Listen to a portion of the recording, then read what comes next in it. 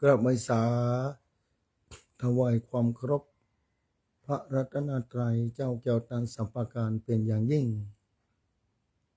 กราบไหว้สาพระมหาเถระเจ้าครูบาอาจารย์เจ้าพระภิกษุสงฆ์องค์เนรกุตนกุองค์ที่ฟังรายการอยู่ยังวัดวาอารามต่างๆกราบไหว้สาท่านพระครูพิวัฒนวิกรมผู้อำนวยการสถานีวิทยุคลื่นสีขาวเพื่อชาวประชารองเจ้าคณะอำเภอโดยรอเจ้าวัดวัดปัดต่างเจริญเป็นอย่างยิ่งเจริญพรคณะศรัทธาสาธุชนท่านผู้ฟังที่ติดตามฟังรายการธรรมะจากยอดดอยภาคเจ้าวันนี้รายการธรรมะจากยอดดอยภาคเจ้า ดำเนินรายการโดยเข้ากระผมธรรมาภาพ พระวรรณชัยชยานันโทวัดพุทธศรีคีรีตำบลบ้านแปะอำเภอจอมทองจังหวัดเชียงใหม่ได้นำรายการนี้มาพบปะศรัทธาสาธุชนท่านผู้ฟังทุกวันอาทิตย์ภาคเช้าวันนี้ได้มาปะกันแถมวันหนึ่งในวันที่15เดือนกุมภาพันธ์2568ชีวิตเป็นของน้อยทุกชราและความตายลุกลานอยู่เงียบๆศรัทธาสาธุชนท่านผู้ฟังที่ติดตามฟังรายการธรรมะภาคเจ้าวันนี้กับพยายามมาพบปะศรัทธาชนได้เพราะว่าบรรยากาศต่างๆเปลี่ยนแปลงเสียงอาจจะเพี้ยนไปพ้องตั้งใจฟังไปเด้อศรัทธาได้มาพบปะศรัทธาอยู่วันนี้นึกว่าจะออกรายการมาได้ก็พยายามดูแลเสียงนี้ให้ได้แต่อาจจะเหมือนเดิมเท่าใดนักก็บอกเป็นหยังได้มาปะกันอยู่ก็ยังดีกว่าไม่ได้มาปะศรัทธาสาธุชนท่านผู้ฟังแล้วคนอื่นใดต้องขอขอบคุณเจ้าของสถานีต่างๆทุกๆสถานีที่นำรายการออกอากาศคือญาติโยมศรัทธาสาธุชนท่านผู้ฟังรายการธรรมะภาคเจ้านี้หลายพื้นที่ฟังอยู่หลายคนที่ติดตามฟังรายการธรรมะอาจารย์เจ้าดอยเป็นประจำภาคเจ้าเพราะฉะนั้นกว่าจะเสียเวลาไปกว่าจะได้มาปะกัน1 อาทิตย์ถ้าขาดไป1 อาทิตย์ก็เป็นเกินเดือนศรัทธาอาทิตย์หน้านั้นก็มีธุระเหมือนกันเพราะว่าภาคเจ้าอาจจะได้ปะกันอยู่แต่ภาคค่ำอาจจะติดงานไปไกลใต้สุดของอำเภอกุมขวายใต้สุดของเชียงใหม่ฉะนั้นศรัทธาสาธุชนท่านผู้ฟังงานบางอย่างก็ไม่ได้ฟังวิทยุครูบาอาจารย์เพิ่นจัดงานที่ผ่านมาตะวากับที่วัดพระบาทอุดมหลวงพ่อท่านพระครูสุจิตานุรักษ์ซึ่งท่านเจ้ามีเมตตาธรรมอย่างสูงคณะศรัทธาที่ฟังเป็นประจำถ้าจะหูว่าเปิดสถานีใหม่ทอดพระป่าญาติโยมศรัทธาสาธุชนท่านผู้ฟังทอดพระป่าที่วัดพระบาทอุดมอาตมาไม่ได้ไปที่ธุระการเดินทางกับมีอุปสรรคต่างๆนานาวันนี้เหมือนกันที่วัดขวงเปาใต้ก็มีงานปล่อยหลวงเสนาสนะศาลาห่อธรรมห่อละกลางขออภัยศรัทธาสาธุชนท่านผู้ฟังฉะนั้นจะยมศรัทธาหลายพื้นที่ที่มีบุญกุศลศรัทธาสร้างบารมีไปเนอะสร้างบารมีไปบุญกุศลตะอ้อนจะเป็นเงาทิศตามตัวเฮาไปศรัทธาสาธุชนท่านผู้ฟังก็ยังสร้างไปเถอะบ่หายไปไหนเรื่องบุญเรื่องกรรมวันนั้นศรัทธาทำหลายเรื่องหลายเล่าอูจาบอกว่าเสียงบ่ค่อยดีเสียงบ่ค่อยมีเตื้อเพิ่นก็จะขอทำด้วนก็มีเหมือนกันศรัทธาหลายเรื่องหลายเล่าเมื่อค่ำถ้าอำนวยถ้าเวลามันไปได้เวลานี่มันได้ก็จะพยายามลงไปจัดวิทยุต่างคลื่นสถานีถ้าเป็นไปได้อย่าโยมศรัทธาประกาศข่าวสารงานบุญหลายที่หลายตั้งงานบุญเนาะก่อนจะอู้ธรรมะ ญาติโยมศรัทธาวันที่21นี่21เนอศรัทธาที่วัดบ้านปางศรัทธาเอ้ยการละสังขารของครูบาเจ้าศรีวิจัยนะ87 ปีแล้วครบรอบศรัทธาปีนี้รู้สึกว่าน่าจะจัดเป็นปีแรกได้ยินว่าแบบนั้นนะที่วัดบ้านปางพุ่นเด้อตำบลศรีวิจัยอำเภอลีจังหวัดเชียงใหม่ก็จะมีการญาติโยมศรัทธาจะมีการทำบุญที่บ้านเกิดของครูบาเจ้าศรีวิจัยที่เปิ้นเกิดนะบ้านที่เปิ้นเกิดบ้านแม่เปิ้นแตะกอนนะแม่อุษาป่อควายเปิ้นชื่อยอันนะที่วัดบ้านปังลุ่มวัดบ้านปังปนเนอสถาทไปนะวันที่21เนอนะวันที่21นะวันที่21เดือนนี้เนี่ยเดือนกุมภาเนอเดือนนี้ที่จะถึงนี้นะวันที่21ปากันไปร่วมบุญกุศลไปร่วมระลึกนึกถึงครูบาเจ้าศรีวิจัยสร้างบารมีมายาวนานจนหูกันทั่ว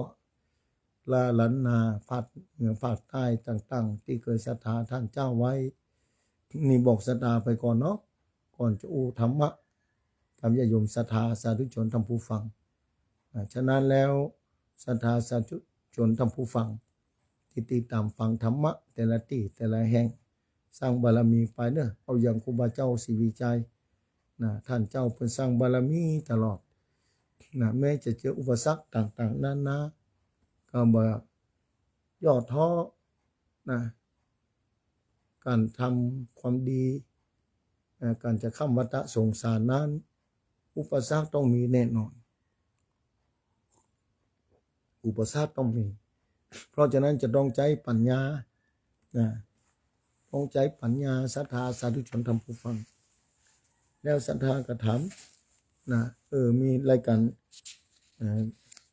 ประกาศข่าวสารงามบุญที่ปุ้นอย่างตีหนึ่งนะเดี๋ยวจะลืมประกาศก่อนเดี๋ยวค่อยประกาศอุธรรมกรรมนะเดชกรรมประกาศที่วัดโพธิบาทผ่านนามเนอประจำครูปีศรัทธาน่าจะจำได้อันนี้ก็ลูกศิษย์เอกครูบาเจ้าศรีวิจัยนะลูกศิษย์เอกครูบาเจ้าศรีวิจัยญาติโยมศรัทธาศิษย์เอกนะหลังจากครูบาเจ้ามรณภาพไปละสังขารไปแล้วครูบาเจ้าอภิชัยเขาปีนะเพื่อนุ่งเขาห่มเขานะ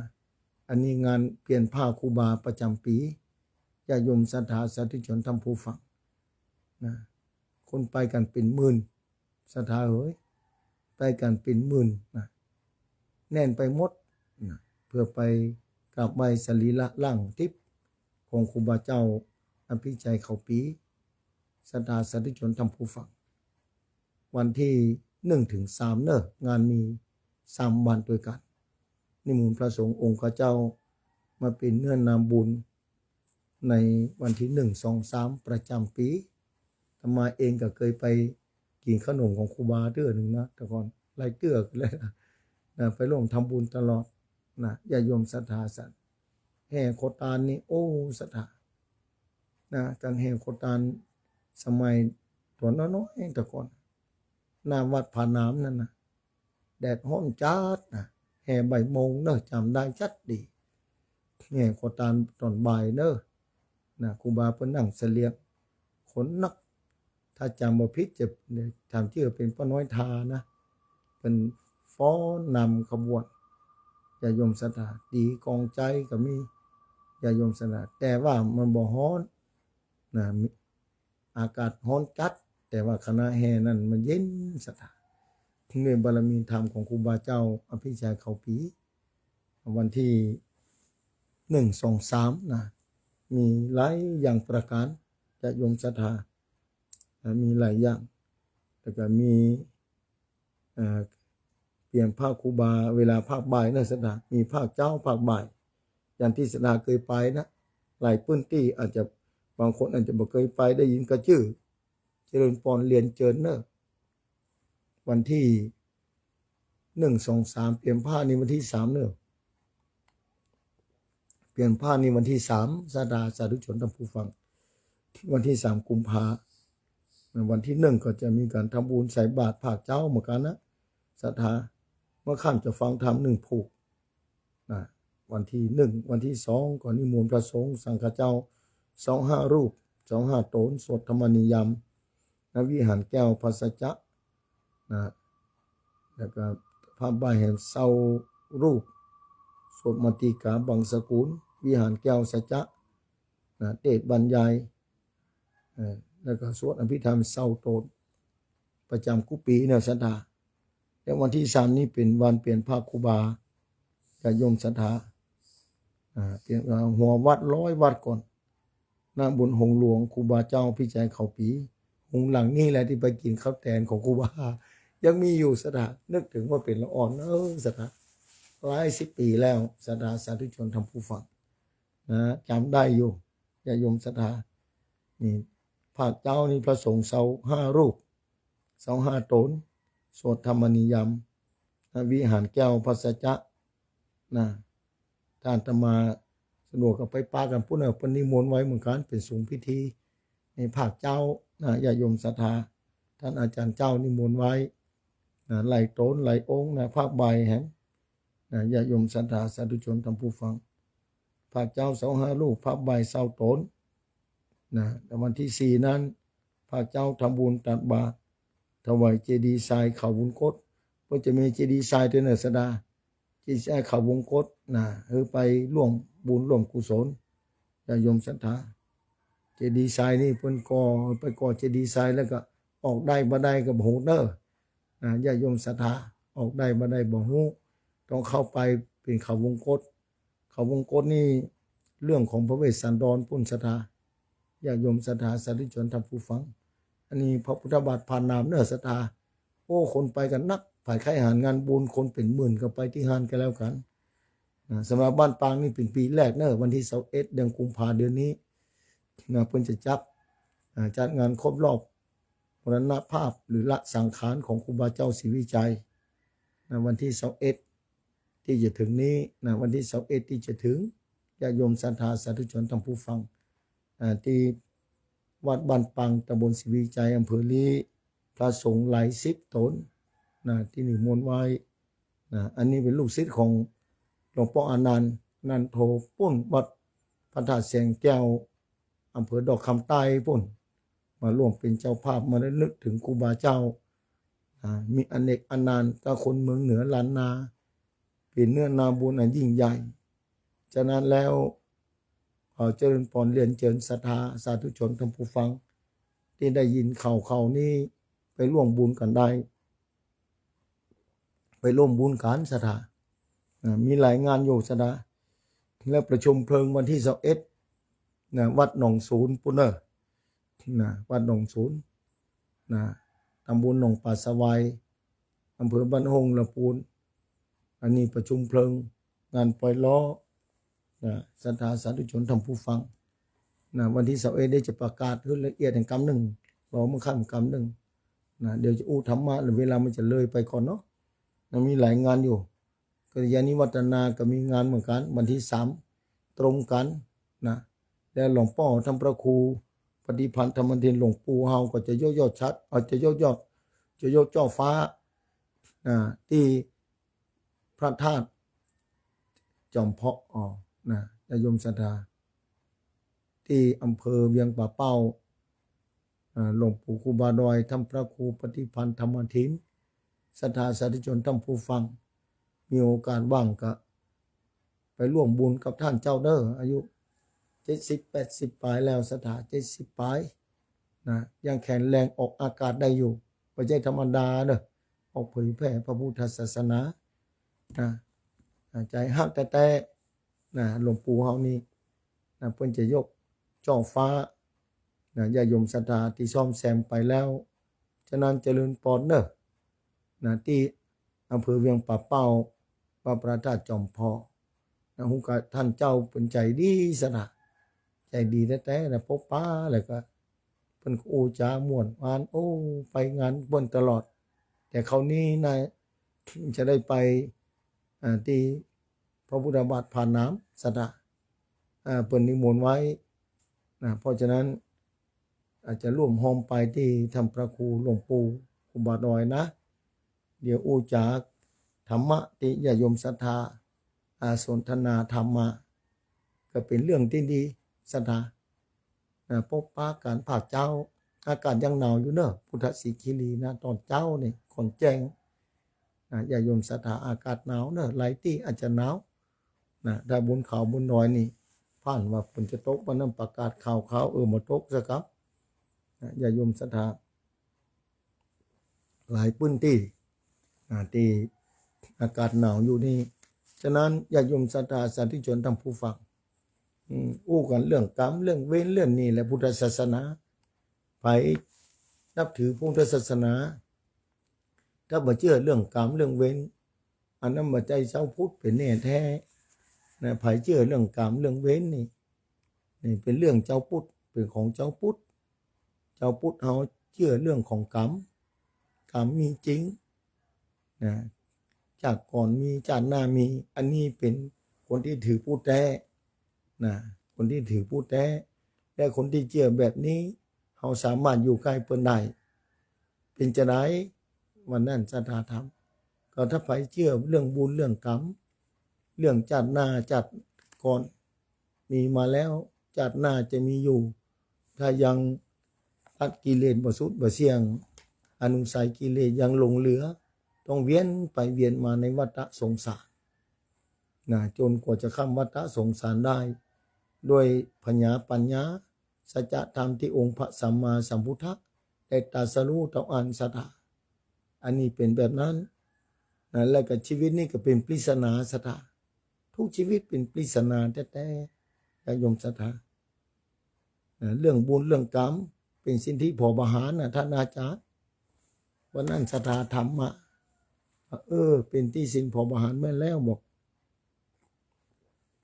เรื่องบุญเรื่องกรรมนี่เป็นสิ่งที่พอบาหาร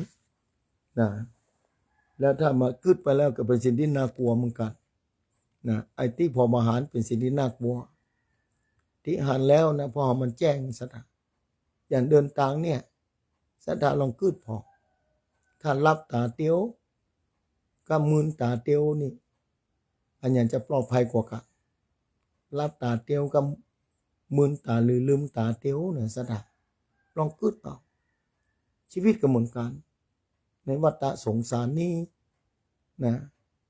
ถ้าศรัทธาขาดปัญญาศรัทธาหูแบบเพียงพอนะก็น่ากลัวถ้าหูแล้วก็ยังพอควรน้อยถ้าเชื่อเรื่องบุญเรื่องกรรมเชื่อว่าจันทร์หน้ามีจากก่อนมีมาแล้วที่ได้ผลกระทบปัจจุบันนี้ที่ได้เกิดมาเป็นมือพ่อบุญที่ได้รับความทุกข์ก็เพราะกรรมเก่า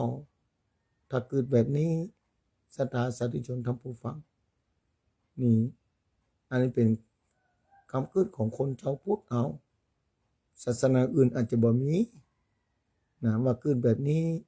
แต่ศาสนาของเจ้าพุทธเอามีแบบนี้ว่าชาติหน้านี่มีถ้าชาติหน้าบ่มีก็แสดงว่าคนนั้นเข้าสู่นิพพานแล้วบ่ต้องมาเวียนว่ายตายเกิดแล้วอันนั้นคนบ่มีชาติแล้วชาติปิทุกขาการมีชาติเป็นแดนเกิดต้องเกิดมาอันนี้ความทุกข์เท่านั้นศรัทธาความทุกข์ทุกอย่างญาติโยมศรัทธาสาธุชนทั้งผู้ฟังมาฮือศรัทธาสาธุชนทั้งผู้ฟังเรื่องบุญเรื่องกรรมเรื่องเวรบางคนทำวิบากกรรมมีจริงก็ วิบากกรรมมีแต่กะบ่มีอย่างใดบอกว่าแต่ละคนบ่เหมือนกันบาหันกาไผก็ต้องการความสุขแต่แต่ละคนเนี่ยพอชีวิตต่างกันไปโดยสิ้นเชิงลองพอเถอะผมว่าสมัยก่อนสมัยปัจจุบันเมื่อก่อนสงครามโลกครั้งที่2ที่ผ่านมาลองคิดว่าประเทศญี่ปุ่นนี่คือเมืองฮิโรชิมานางาซากิศรัทธาถูกบอมด้วยระเบิดปรมาณูทำให้ประชาชนล้มตายลงพร้อมๆกันเลยเป็นแสนศรัทธาแล้วเกิดเป็นจำนวนบ่น้อยนะเป็นแสนนี่สมัยก่อนนี้บาดเจ็บพิการเห็นขนาดไหนศรัทธาลองคิดเนาะสงครามโลกครั้งที่2นอกจากคนมีอยู่เป็นร้อยนะจะจำได้เพราะว่ามันเลยไปหมดแล้ว นะเลยไปตั้งแต่2581นะอันนี้เนี่ยเริ่มคลุกคลีสมัยที่ครูบาเจ้าศรีวิชัยละสังขารปี281อายุเปิ้นนะอายุเปิ้น60 ปีนะแต่ปี281ปี2582สงครามโลกเกิดขึ้นหลังจากครูบาเจ้าศรีวิชัยมรณภาพแล้วละสังขารแล้วศรัทธาสาธุชนท่านผู้ฟังนี่แล้วสงครามก็ระเบิดขึ้นนะปี2488นะปรมาณูลงไปที่เมืองนางาซิฮิโรชิมานางาซากิเหมือนฮิโรชิมากับเมืองนางาซากินี่เมืองหลวงเมืองใหญ่นะไม่ใช่เมืองหลวงเมืองใหญ่โตเกียวนะคนล้มตายตะใดสถามันเพราะกรรมอันยะลองคิดเอาเป็นกรรมทั้งนั้นสถานะแล้วเจ็บป่วยเมื่อยไข้ปรมาณูเป็นขั้นแรกของโลกนี้บุญโลกนี้ที่เกิดขึ้นต่อสายตาของชาวโลกที่เมืองประเทศญี่ปุ่นปุ่นนะเพราะอันยังที่ทำให้ประชาชนพลเมือง2 เมืองนี่ล้มตายบาดเจ็บด้วยอาวุธชนิดเหมือนเดียวกันตายพร้อมเดียวกันนี่สถานการณ์เดียวกันเป็นแสนสถาเนี่ยกรรมทั้งนั้นสถานะหรือว่าจะเป็นเพราะว่าเขาเหล่านั้นทำกรรมอย่างเดียวกันกะหรือว่าอย่างไรนี่แล้วเป็นจะได้มาสิ้นสุดลงอายุก็จะมาจบลงพร้อมๆกันนี่ถ้าพูดถึงเรื่องบุญเรื่องกรรมนะเป็นจะได้มาตายพร้อมด้วยกันแต่จำนวน10จำนวน100ก็บ่จ่ายจำนวนเป็นหมื่นเป็นแสนนี่เป็นเรื่องอัศจรรย์แต่นี่คนทั้งเมืองนะสถาเป็นเรื่องอัศจรรย์แต่เนี่ยศรัทธาสาธุชนท่านผู้ฟังต้องกึศนะตายกันเป็นแสนปรมาณูลงลูกเดียวอันนี้ก็อยากจะ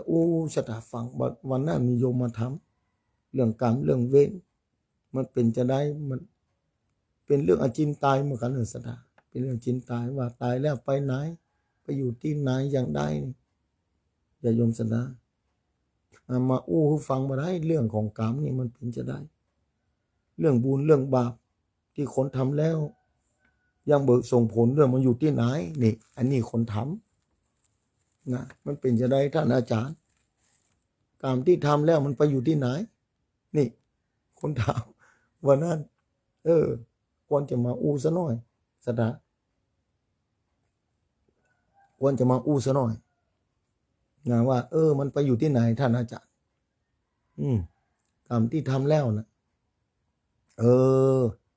ว่ามันมีที่อยู่ก็นี่อย่าโยมศรัทธามันติดตามกรรมนี่มันติดตามนะมันติดตามคนทำอยู่ตลอดเวลานะเหมือนเงาตามตัวบอกวันนั้นแต่พอบาหารอย่างเงาเนี่ยหันลางๆไปกรรมกับบะมีนี่บันทีบันเตื้อเมื่อกรรมจะหื้อผลกรรมนั่นจะมาปรากฏในความฝันก่อนก็มีบันเตื้อเพราะว่ากรรมนิมิตเป็นหนึ่งในสาเหตุแห่งความฝัน4 ประการสถาเป็นเรื่องของความฝันเรื่องฝันนั้นมากันเตื้อนะคนที่จะตายด้วยอุบัติเหตุเนี่ยบางคนก็มักจะฝันแบบนั้นนะฝันอันยังบางอย่างที่ทำมืดตัวเก่าบ่สบายใจบางคนฝันแล้วบ่สบายใจมีความสังหรณ์ใจแปลกๆนั่นแสดงถึงอิทธิพลแห่งกรรมนะซึ่งมาเตือนตัวเก่าไว้ล่วงหน้าศรัทธาสาธุชนท่านผู้ฟังนี่บางคนนี่ฝันไว้ก่อนหน้าศรัทธามาเตือนตัวเก่าล่วงหน้าไว้ก่อนแล้วอย่าโยมศรัทธามาเตือนไว้ก่อนแล้วมาเข้าสู่ในความฝันศรัทธาสาธุชนท่านผู้ฟังนะผู้ที่มีจิตที่บริสุทธิ์จิตสะอาดส่วนมากจะหู้วันตายของตัวเก่าล่วงหน้าเป็นเวลาหลายวันหลายเดือนก็มีอย่างพระพุทธเจ้านี่ หู้ล่วงหน้า3 เดือนก่อนนะหู้ล่วงหน้า3 เดือนก่อนว่าจะปรินิพพานเดือนไหนวันที่จะได้ที่ไหนนะนี่พระพุทธเจ้านี่หู้ล่วงหน้าก่อน3 เดือนนี่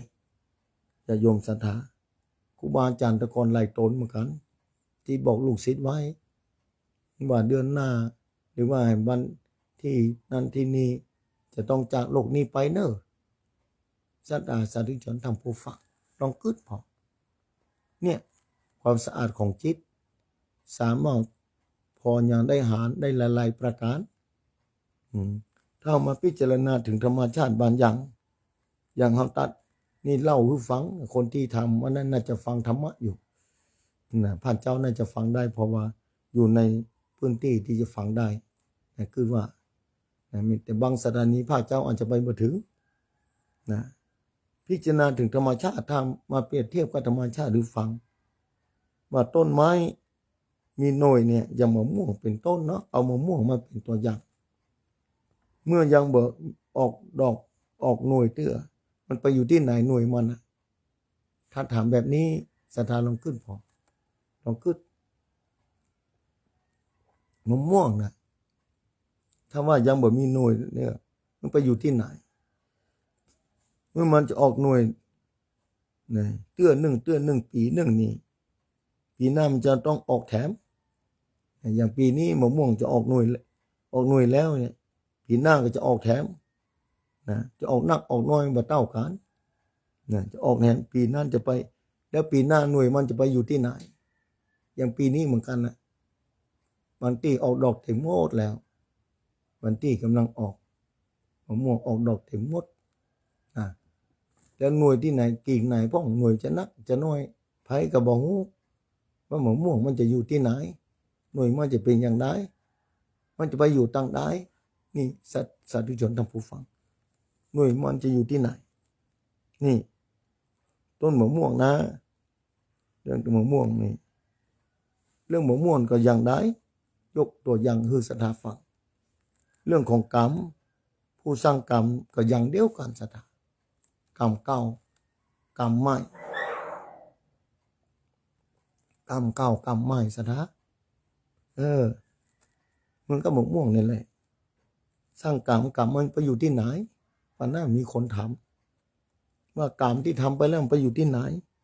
ที่อยู่มันอยู่ทางใดนี่ก็อย่างการศรัทธาอย่างมะม่วงนี่แหละยกตัวอย่างคือง่ายกรรมจะฮื้อผลก็ต่อเมื่อเขาใดสมัยใด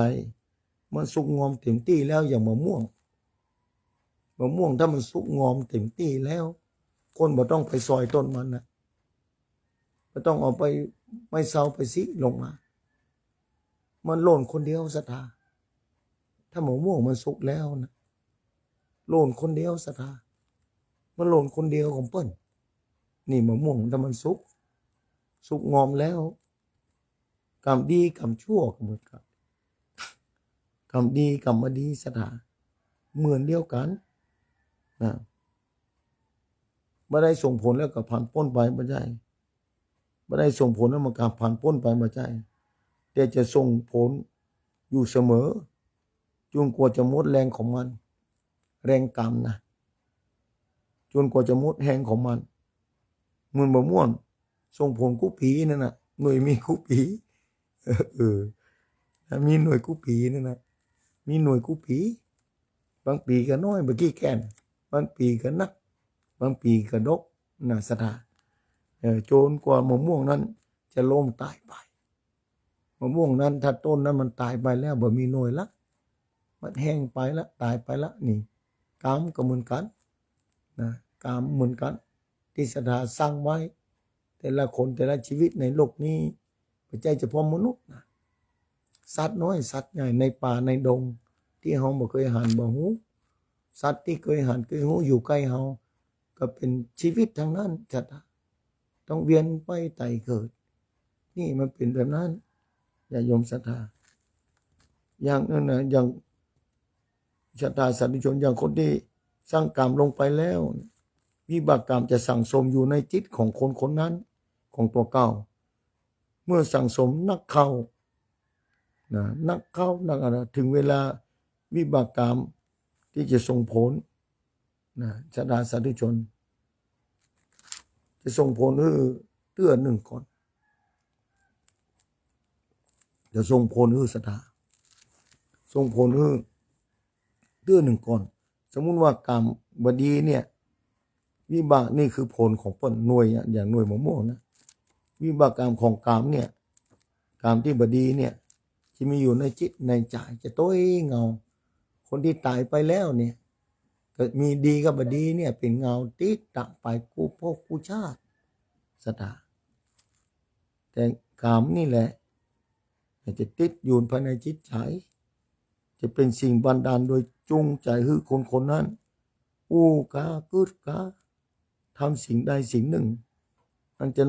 นำไปสู่ผลร้ายของวิบากกรรมนั้นๆวิบากกรรมนี้จึงเป็นสิ่งที่พอบาหารเป็นอจินไตยนะเล่นน่ากลัวที่สุดอย่าโยมศรัทธาน่ากลัวแต่มันศรัทธาธรรมจะยุดของกรรมได้จะไหนท่านอาจารย์ขอบอกกรรมได้นี่วันนั้นขอบอกกรรมเถอะจะยุดผลของกรรมอย่างไรศรัทธาสาธุชนทำผู้ฟังกรรมที่จะยุดคือผลมีสองอย่างนะวันฟังกรรมที่หมดแรงแล้วคือผลส่งผลจนสมควรแก่เหตุผลแล้วเหมือนคนที่ได้รับโทษจำคุกอย่างสมมติ2 ปีเมื่อถึงกำหนดแล้วเขาย่อมพ้นจากโทษนั้นนอกจากในระหว่าง2 ปีที่ถูกจองจำอยู่ในคุก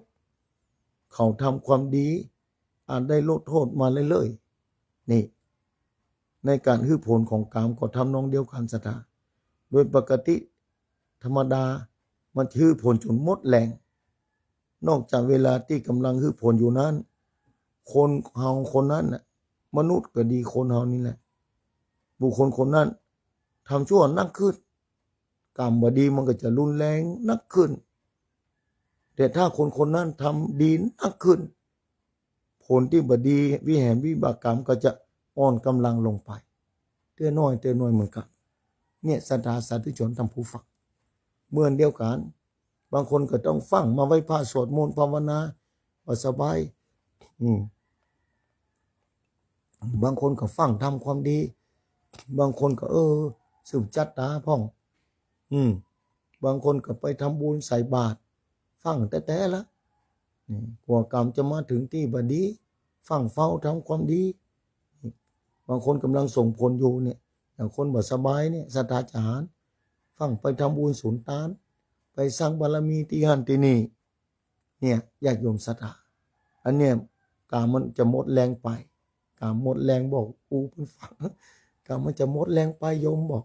ต้องทำฟังเฝ้าทำความดีเนอะแล้วกรรมจะยุติผลอย่างไรถ้าถามมันมีมาเมื่อกรรมอื่นเข้ามาแทรกแซงเป็นเตื้อเป็นเขาแล้วศรัทธาคือกรรมดีจะยุติผลชั่วเขานะกรรมที่ความดีเนี่ย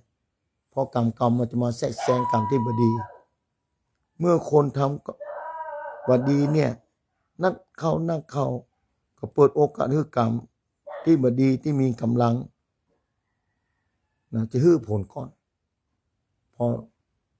บางคนเนี่ยอยู่ดีๆแต่อยู่สุขสบายอยู่ดีมีห้างบ่ได้สนใจเรื่องความดีความชั่วนะทำบดีติ๊กนะสร้างกรรมบดีไว้ติ๊กบางคนไปเชื่อเรื่องบุญเรื่องกรรมนะในที่สุดกรรมที่รอที่จะส่งผลอยู่แล้วหลายชาติที่เคยทำมานะกรรมที่ดีก็เริ่มอ่อนกำลังลงเพราะทำบดีกรรมดีที่ส่งผลขึ้นนะอ่อนกำลังลงไปนะทำให้กรรมบดีเข้ามาแทรกแซงและกรรมนั้นจะโยมศรัทธานะเข้ามาแทรกแซงมันจะยุบผลของการส่งผลของความดีนะแล้วกรรมบดีจะเข้ามาแทรกพอเปิดโอกาสให้เปิดพอทำบดีนี่ด้วยเหตุผลนี้แหละศรัทธาสาธุชนทั้งผู้ฟังเลยศรัทธา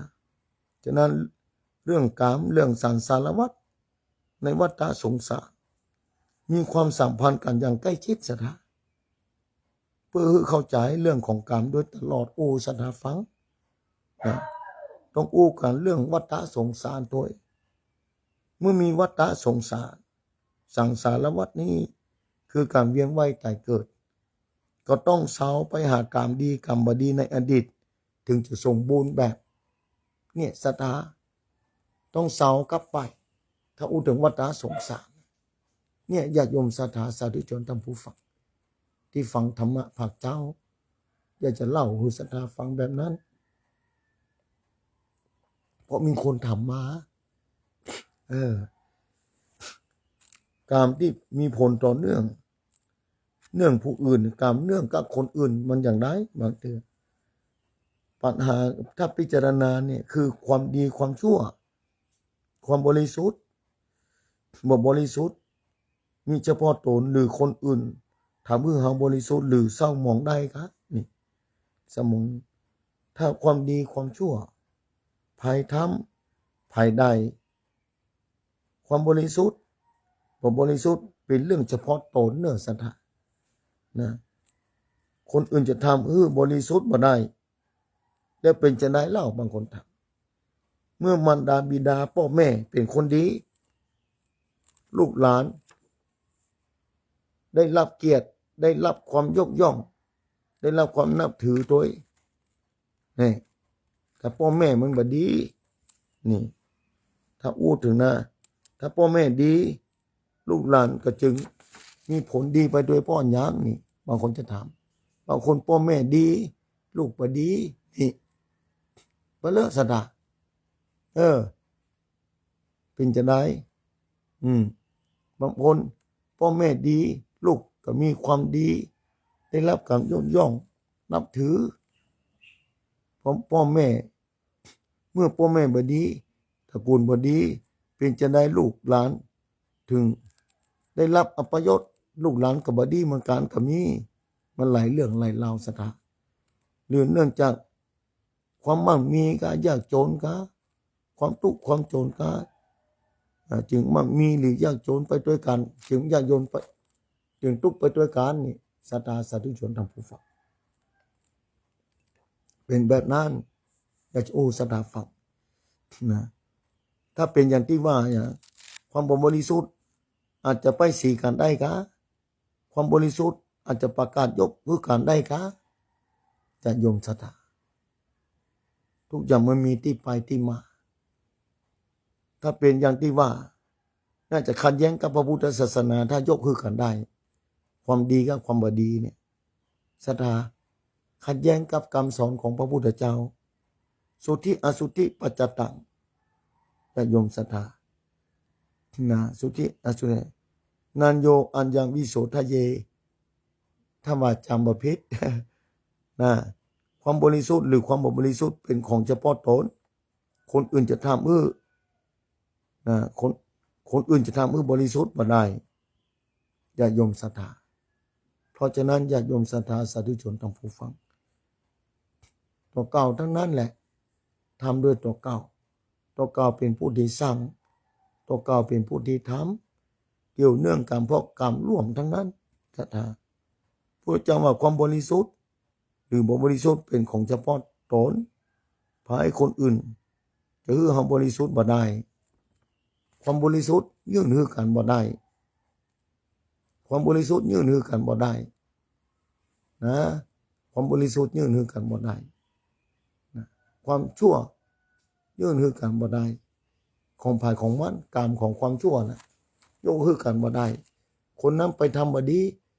นะจะจ้างคนอื่นฮับแทนบ่ได้ศรัทธามีเงินเป็นหมื่นล้านก็คือคนอื่นฮับแทนบ่ได้สาธุชนทั้งผู้ฟังตัวเก่าต้องฮับคนเดียวอย่างเฮากินข้าวอิ่มแล้วเนี่ยคนอื่นกำลังหิวอยู่นี่เพิ่นท่านมีอย่างพ้องขอกินหน่อยเนาะมันอาหารกินหมดแล้วอิ่มไปแล้วมันเสี่ยงไปแล้วคนหนึ่งมานี่จะฮืออิ่มอย่างเอาความอิ่มเอาไปเนอะคนนั้นก็บ่อิ่มมันก็หิวอย่างเก่าถึงมีอาหารกองอยู่ถ้าเปิ้นบ่เกี่ยวกินคนเดียวเปิ้นก็บ่อิ่ม นะก็ต้องทำด้วยตัวเก่าเนี่ยต้องทำด้วยตัวเก่าศรัทธาต้องสร้างด้วยตัวเก่านะบุญกรรมต่างๆเนี่ยพอกรรมทั้งนั้นเลยนี่ญาติโยมศรัทธาเพราะฉะนั้นคนจะทำบ่ดีก็ตามทำดีก็ตามนะเนื่องด้วยตัวเก่านะคนจะทำบ่ดีย่อมเศร้าหมองคนเดียวทำดีนะย่อมผ่องแผ้วตัวเก่าคนเดียวจิตใจมันจะผ่องแผ้วนะจะผ่องใสนะคือความบริสุทธิ์บริสุทธิ์นะภายในจิตใจภายในความรู้สึกจิตสำนึกของตัวเก่าบ่ใจความบริสุทธิ์ที่คนอื่นถือว่าบริสุทธิ์บ่ใจหรือความเศร้าหมองที่คนอื่นเขาป้ายสีมานะมันเอาประจักษ์ต่างหูได้ตัวเก่าคนเดียวคนจะว่าไอ้ห้ามบดีแต่ดีบดีอยู่ที่เปิ้นคนเดียวนะคนจะเปิ้นจะว่าเฮาบดีก็สุดแต่เปิ้นในขณะที่เฮาปฏิบัติกายวาจาใจอยู่เฮาฮู้คนเดียวซะท่าไผจะไปฮู้ด้วยเฮาได้อย่าเฮากินข้าวมันเผ็ดมันเค็มกะมันหวานกะเฮาฮู้คนเดียวลอซะท่าคนอื่นว่าอันนั้นมันกินของเค็มนะแต่หาลูกไม้เอากินของหวานนี่อย่าโยมศรัทธาเขาจะกินของหวานอยู่แล้วไอ้นั่นมันกินของเค็มนี่คนอื่นว่าป้ายสีว่าไอ้นี่มันกินของเค็มเนี่ยคนอื่นว่าเขากินของเค็มเดี๋ยวเขากินของหวานลงไปแล้วอย่างขนมข้าวต้มที่หวานเป็นต้นว่าเขากินส้มนี่มันตัวเก่าหู้คนเดียวศรัทธาคนอื่นว่าปล่อยเพิ่นว่าปะพอความหวานลงไปในท้องแล้วเขาก็ทำไปแล้วด้วยกายวาจาใจความดีเนี่ยอย่างศรัทธาทำความดีถึงวันนะลองกึดเอาเนอะศรัทธาสาธุชนทำผู้ฟังนี่ศรัทธาฟังเรื่องเพราะนั้นชีวิตเนี่ยเรื่องความชั่วความดีเนี่ยมาเล่ากันฟังแบบนี้วันเวลามันก็หมดไปชีวิตก็เหลือน้อยลงไปถึงวันศรัทธาชีวิตเหลือน้อยลงไปถึงวันฟังเฝ้าแต่ทำความดีกันไปเถอะมันบ่เสียหายมันมาหายไปไหนความดีเหล่านี้ความชั่วเหล่านี้มันเป็นเงาติดเอาไปทุกภพทุกชาติมันจะหายไปที่ไหนนอกจากป่วยบ่ตานเพราะตัวเก่าทำความดีไปติ๊กนอกจากเศษของกรรมที่จะต้องส่งผลแต่ถ้าถึงที่สุดแล้วบางคนบางชีวิตเป็นเจ้าสุดท้ายของเปิ้นอย่างพระอรหันต์เป็นต้นเป็นเจ้าสุดท้ายของเปิ้นก็ต้องได้ใช้กับอย่างพระมหาโมคคัลลานะเป็นต้นอัครสาวกเบื้องซ้ายเป็นพระอรหันต์แล้วต้องคือโจร500บุกโจรกระดูกแดดละเอียดหมดลองกึดพอสถานอันนี้กรรมที่สร้างมาด้วยตัวเก่าจากการบุกพ่อแม่เนี่ยกรรมที่นักนี่มันหนีบ่พ้นต้องใจอาจจะไปส่งผลในชาติสุดท้ายนะพอทำกิเลสหมดจดแล้วแต่เหลือว่าแก่ธาตุขันธ์นะส่งผลคือของกรรมชดใช้คือกรรมไปเสียมันก็เข้าสู่นิพพานไปแล้วนี่ญาติโยมศรัทธามันเป็นแบบนั้นศรัทธาลงพุทธนะที่เป็นเจ้าพุทธทุกคนนะที่เป็นเจ้าพุทธทุกคนครูบาอาจารย์เหมือนกันแต่ละตนแต่ละองค์ได้รับกรรมครูบาศรีวิจัยนี่ศรัทธาธัมโมสังโฆตะศรัทธาเอ้ยโดนฟ้องโดนคดีต่างๆโดนกักขังไว้ที่วัดศรีดอนใจเชียงใหม่นั่นเป็นปีนะศรัทธากักขังไว้พระธาตุสันติปุญใจก่อนขังไว้เบื่อออกเบื่อไปเข้าไปทำบุญนี่รหัสกรรมแต่ชื่อเสียงกระจรกระจายเพราะเพิ่นทำความดีสร้างบารมีแต่ผลของการก็ส่งผลครูบาเขาเหมือนกันครูบาเขาปีนี้จะเปลี่ยนผ้าครูบาวันที่3นี่ประกาศไปตะกี้นี่งานศรัทธาเนี่ยเรื่องผลของกรรมเนี่ยแต่ทุกคนมีกรรมทุกอย่างไม่ใช่บังเอิญอย่างศรัทธาเกิดมาเป็นมนุษย์นี่เป็นบังเอิญที่ไหนศรัทธาสร้างความดีมานะได้มาเป็นมนุษย์ได้มาเจอพระพุทธศาสนาต้องกึศศรัทธาเนี่ยผลของกรรมดีเนี่ย วันนั้นเจอพุทธศาสนามีประโยชน์อย่างท่านอาจารย์ จะมีประโยชน์อย่างใดหานี่จะมาอู้อยู่มีประโยชน์อย่างใดผมว่ามันจะแจ้งนะครับบอกคนอยู่ที่มืดมันจะแจ้งเลยแหละถ้าเจอศาสนาพุทธมันจะแจ้งแหละบอกมันจะแจ้งอู้หูเป็นฝังอย่าโยมศรัทธาแจ้งเพราะความรู้ลองศึกษาปะบัดใดนี่บัดใดศรัทธาก็บ่มีโอกาสแจ้งมาแล้วต้องศรัทธาแล้วต้องค้นคว้านะเข้าใกล้ค้นคว้าหาว่าไฟมันจุดที่ไหนนะแต่เกียงมันอยู่ที่ไหนน้ำมันมันมีไหนน้ำมันไปเสาะที่ไหนเอาอย่างใดนะไฟที่จะจุดอยู่ที่ไหนจะจุดอย่างใดนี่เนี่ยเจอพระพุทธศาสนาต้องรู้ว่าการจะพ้นทุกข์คือมันแจ้งเจ้าอย่ามาแจ้งนะเจ้าอย่ามาแจ้งต้องศึกษานี่พระเจ้าตรัสรู้อริยสัจสี่นี่ตรัสรู้ความจริงอยู่ที่ไหนตรัสรู้เรื่องของความทุกข์ทุกข์มันเกิดขึ้นที่ไหนนี่พระเจ้าตรัสรู้ว่าเรื่องความทุกข์ในโลกนี้แล้วทุกข์มันอยู่ที่ไหนนี่จะได้คือพ้นทุกข์นี่ตรัสรู้ไม่ใช่ตรัสรู้คือหลังมือลอยเป็นสกุลเศรษฐีปัจจัยตรัสรู้คือพ้นทุกข์คือพ้นทุกข์แล้ววิธีพ้นทุกข์มันมีอย่างไรมักมีองค์แปดลองกึศสถานมักมีองค์แปดเนี่ยพุทธศาสนาเป็นแบบนั้นประเหมือนศาสนาอื่นนะศรัทธานี่โชคดีนะ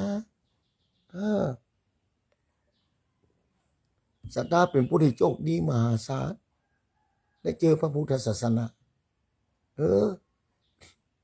เป็นแบบนั้นศรัทธาเวลาเหลือน้อยศรัทธาจะเปิดโอกาสให้ศรัทธาโทรมาก่อนเนอะ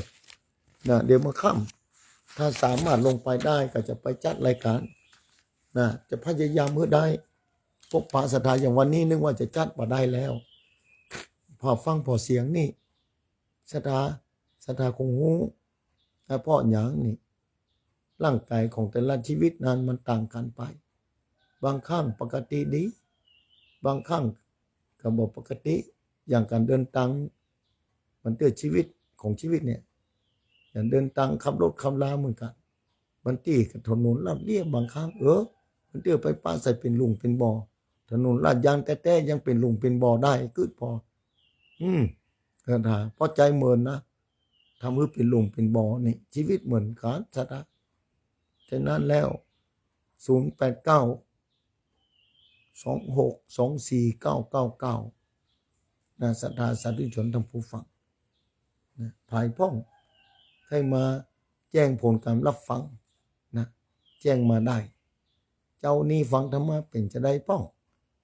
นะก็แจ้งมาได้ผู้จาศรัทธาลืมเนอะวันที่1 2 3เด้อที่ครูบาเขาผี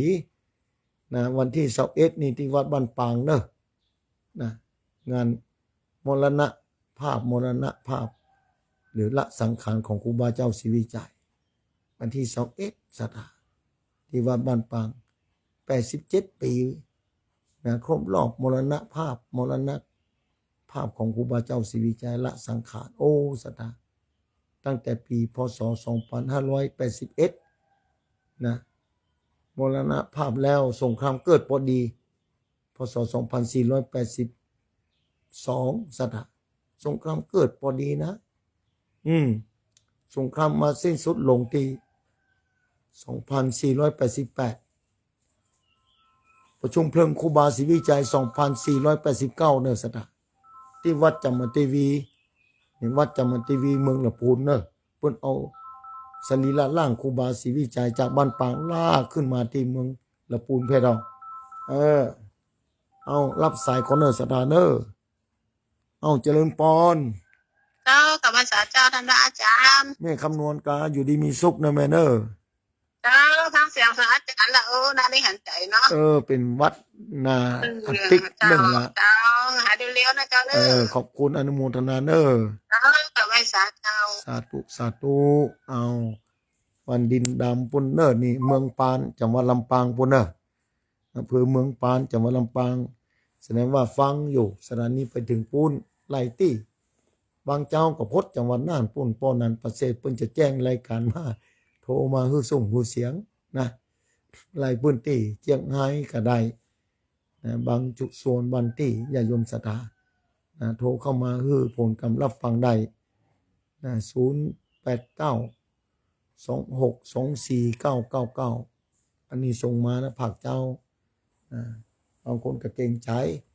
นะโอ้เสียงปอบ่มีแล้วท่านอาจารย์วันนั้นวันติดจะจัดได้ก่อก็บ่ฮู้นะจะลองพอจะพยายามนะถ้าได้ก็จะเข้าพบพระศรัทธาอยู่ศรัทธาเดี๋ยวจะออกรายการก่อนสักหน่อยเด้อเหลือเวลาจะละเวลาสถานีสัก5 นาทีเนาะศรัทธาประกาศข่าวสารงานบุญอยู่แล้วนะญาติโยมศรัทธาไลตี้ยังไม่ได้ประกาศเด้อไลตี้ยังไม่ได้ประกาศเด้อนะญาติโยมศรัทธางานใบกุศลใบนิมนต์โอ้บันตีก็ได้มาจำได้บันตีก็จำมาได้นะนึกขึ้นมาได้เตรียมไว้สักอย่างมาเตรียมมาถึงเขาเข้าสถานีก็อู้เลยศรัทธาพายโทรมาสักสาย2 สายก็ได้เนอะศรัทธาที่ไหนพ่องฟังอยู่นะแจ้งผลการรับฟังมาก็ได้นะแจ้งผลการรับฟังมาตามฟังตาม Facebook นี่ต้องขอบคุณเนอะที่คอมเมนต์เข้ามาที่ Facebook ไลน์นะอนุโมทนาอย่างยิ่งทุกๆคนเนาะ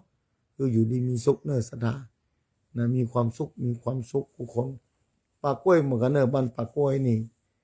วัดปากกล้วยที่จะมาอยู่ใกล้ๆนี่ท่านอาจารย์สุรัตน์ศิละสังวโรนะเจ้าวัดปากกล้วยเพิ่นจะโยกเจ้าฟ้าเหมือนกันเนอะโยกเจ้าฟ้าโยกเจ้าฟ้าในที่ขุนแปรเพิ่นเนอะโยกเจ้าฟ้าบ่ใช่โยกชางเจดีย์เนอะแต่มาโยกแล้วแต่โยกเจ้าฟ้านะโยกเจ้าฟ้าโบสถ์ต่างน้ำวัดปากกล้วยขุนแปะท่านอาจารย์สุรัตน์ศิละสังวโรนะเพิ่นจะโยกจะโยกเจ้าฟ้า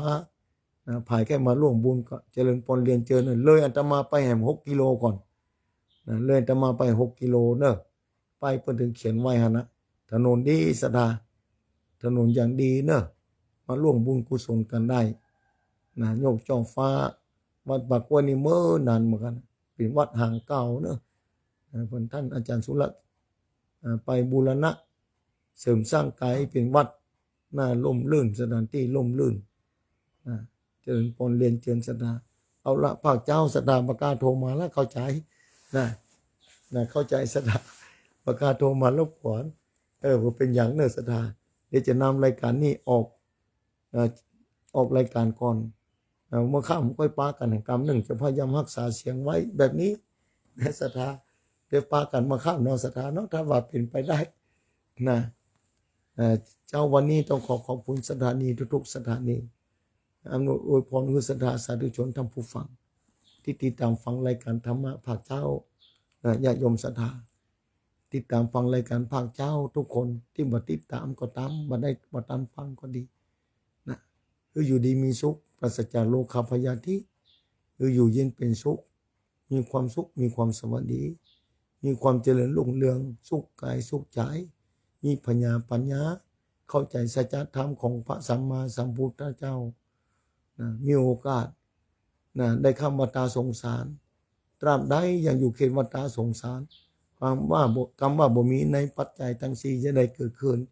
คือมีพรั่งพร้อมบริบูรณ์ด้วยสุขภาพแข็งแรงทุกคนอายุวันโนสุขังพลัง